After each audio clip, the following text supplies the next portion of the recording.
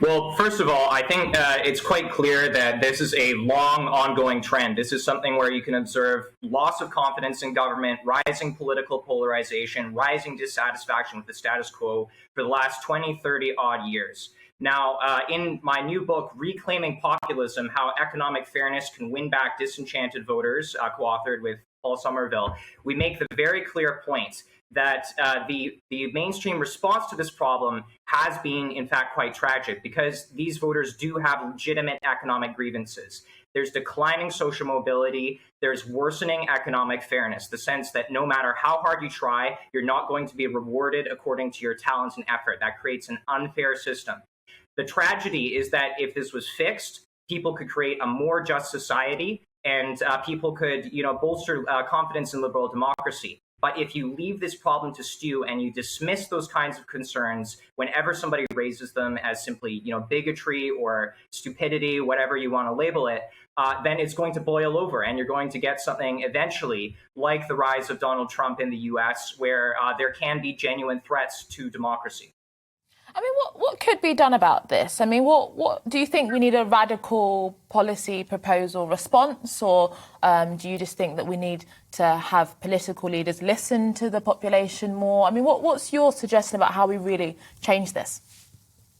Well, there's two categories of things that need to be done differently. One is with regard to politics, and one is with regard to policy. So first of all, with regard to politics, we need to get past this moment of thinking of huge swaths of the electorate as deplorables and bigots and what have you. We need to start taking their concerns seriously and listen to what they have to say, because if we don't do that, we're never going to understand their concerns.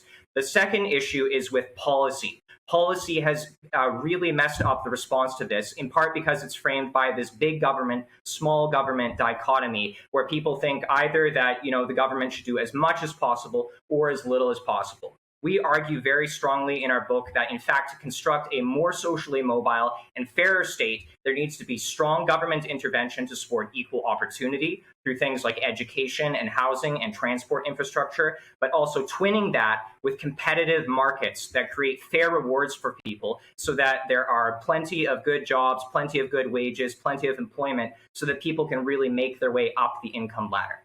Do you think that political elites in America and also in the UK and elsewhere are actually listening to the message that you are advocating for? I mean, that message to some extent was partly embodied in some of the policies of Bernie Sanders, but also Donald Trump. But there seems to have been perhaps a move back to the status quo. I mean, do you think that the political elites are now more receptive, having seen the populist backlash over the last few years?